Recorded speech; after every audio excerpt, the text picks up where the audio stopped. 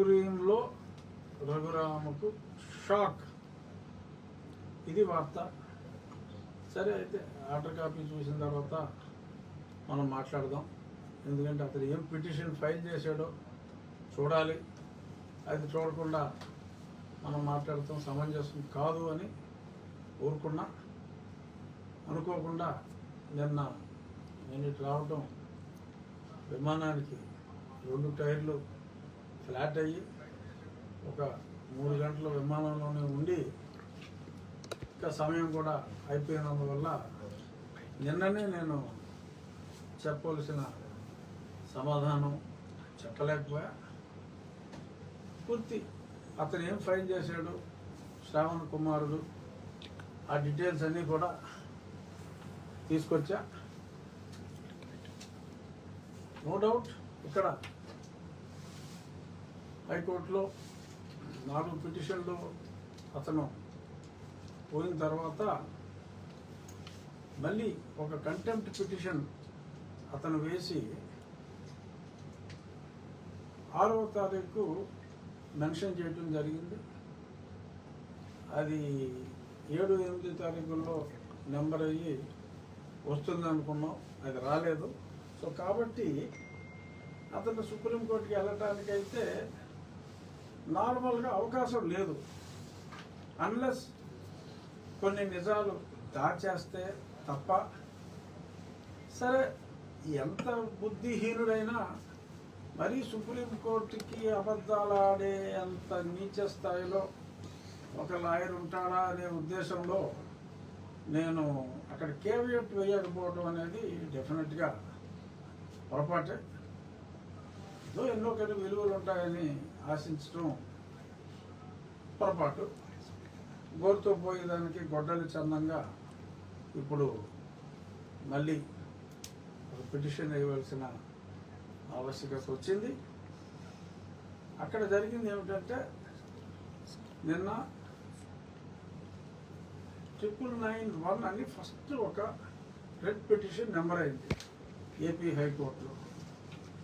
అది ఎటువంటి స్టే ఇవ్వలేదు, కానీ శ్రావణ కుమారుడు, అతని ఇతర ఛానల్ వ్యక్తులు, అతన్ని ఫాలో అయ్యే కొద్దిమంది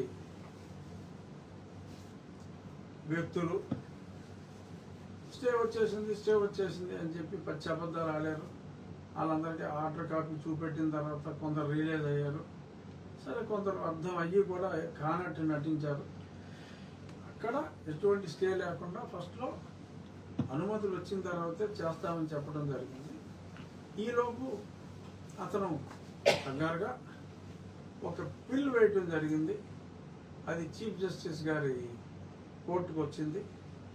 ఆ పిల్ ఉండగానే అది నెంబర్ అయ్యే స్థితిలోనే ఒక కంటెంప్ట్ పిటిషన్ కూడా ఉండమట్ల జయంతి అనే పేరు మీద ఒక కంటెంప్ట్ పిటిషన్ కూడా అతను వేయటం జరిగింది. అది హైకోర్టులో పెండింగ్లో ఉంది. ఈలోపు చీఫ్ జస్టిస్ గారి దగ్గర వేసిన పిల్లులో అక్కడ 991 రిట్ పిటిషన్ పెండింగ్లో ఉండగా మళ్ళీ ఈ పిల్లి ఏంటయ్యా మహానుభావ అని చెప్పి డిస్మిస్ చేస్తాను అంటే, అది అందరికీ కూడా వీడియో కూడా చూశారు. మేడం డిస్పోజ్ మేడం అని అతను జాలిగా అడిగాడు. ఓకే, డిస్పోజ్ అని చెప్పి ఆ చీఫ్ జస్టిస్ గారు ఒక చిరునవ్వు నవ్వి యాక్సెప్ట్ చేయడం జరిగింది. ఇది ఈ వీడియో కూడా అందరూ చూడటం జరిగింది. ఇప్పుడు ఈ శ్రావణ కుమారుడు ఆ పిల్లు మీద అది జరిగిన ఒక 10 రోజులకి 6వ తారీఖు, ఈ నెల 6వ తారీఖు అతను ఫైల్ చేశాడు. మనకి ఎంత మిస్యూస్ అంటే మనకు కనీసం నోటీస్ కూడా ఇవ్వాల. వాళ్ళ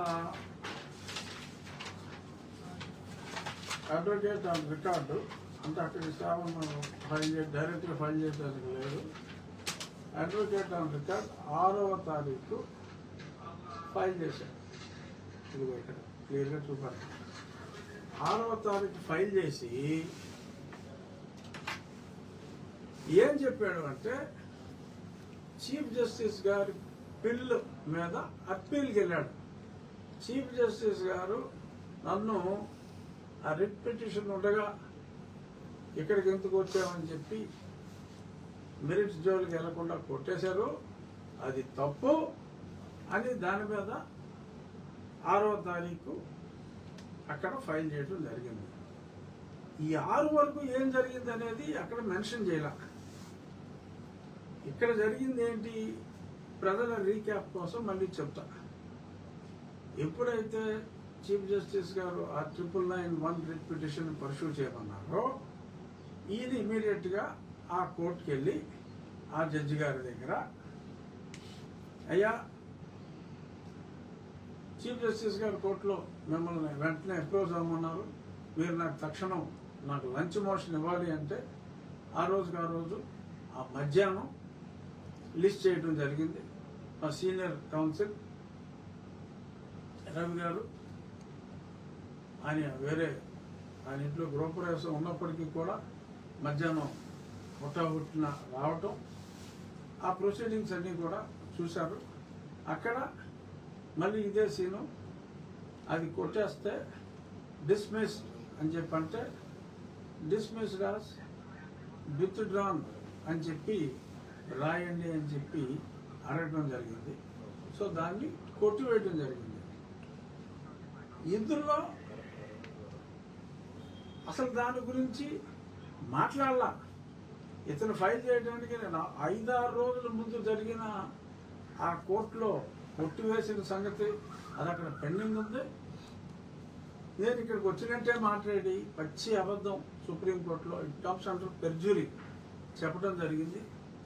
అంతేగాక ఆ తర్వాత నాకు ఎప్పుడైతే ఈ మున్సిపాలిటీ పర్మిషన్స్ అన్నీ వచ్చినాయో ఆ పర్మిషన్ ఇవ్వడం తప్పు అని దాని మీద మళ్ళీ ఇంకొక పిటిషన్ వేస్తే అది వేరే న్యాయమూర్తి గారి దగ్గర వస్తే ఆ న్యాయమూర్తి గారి దగ్గర ఇంకా విత్డ్రాల్స్ కుదరలేదు, డైరెక్ట్గా మెరిట్స్ మీద దాన్ని డిస్మిస్ చేయడం జరిగింది. ప్రతిసారి పాడే పాట ఇది సుప్రీంకోర్టు గతంలో 2018లో తీర్పు ఇచ్చింది.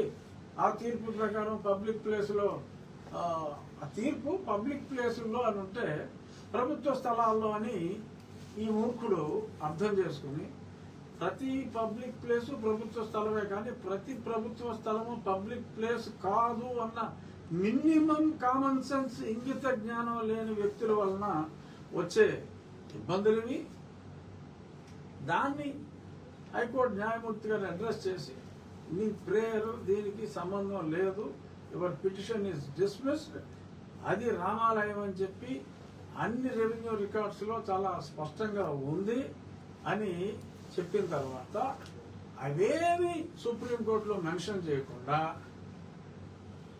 చీఫ్ జస్టిస్ గారు కొట్టివేసిన బిల్లు మీదే ఇక్కడికి వచ్చినట్టు మిగిలినవన్నీ కూడా దాచి అక్కడికి వెళ్ళటం జరిగింది.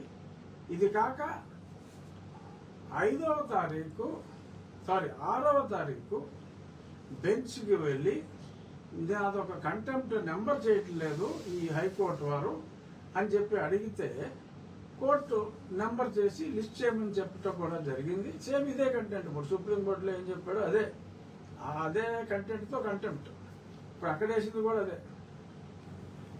ఆ కంటెంట్తో ఇక్కడ ఏదైతే న్యాయమూర్తి గారు బెంచ్ సెకండ్ కోర్టు లిస్ట్ చేయమందో ఆ వివరాలను కూడా అందులో పొందుపరచకుండా పచ్చి అబద్ధాలతో nothing is pending in this high court అని చెప్పి, దీనికి సంబంధించి nothing is pending in high court అని చెప్పి అక్కడ పేర్కొనటం జరిగింది. So it is clear perjury అని లీగల్ పరిభాషలో అంటారు. సరే, సుప్రీంకోర్టు ముందు నోటీస్ అన్నారు, ఎవరిచ్చినా నోటీసు అంటారు. తర్వాత మిలాంటి అక్కడ కన్స్ట్రక్షన్ వేగంగా జరిగిపోతుంది అని అంటే అని ఏదైతే స్టే కోసం అడిగితే స్టే ఇవ్వలేదు, స్టాటస్ కో అని సుప్రీంకోర్టు పేర్కొనడం జరిగింది. 4 వారాల్లో అందరినీ కౌంటర్లు వేయమంటం జరిగింది. సో ఇప్పుడు ఇక్కడ అతను సబ్మిట్ చేసిందే పచ్చి ఫ్రాడ్ కాబట్టి, రాంగ్ స్టేట్మెంట్స్ ఇచ్చారు కాబట్టి నేను సీనియర్ న్యాయవాదుల్ని నియమించి చూద్దాం. 28 నుంచి సెలవులు ఉన్నాయి సుప్రీంకోర్టుకి. సో ఈ సెలవులు వచ్చే లోపు త్వరితగతిన తీసుకొచ్చే ప్రయత్నం చేస్తాం.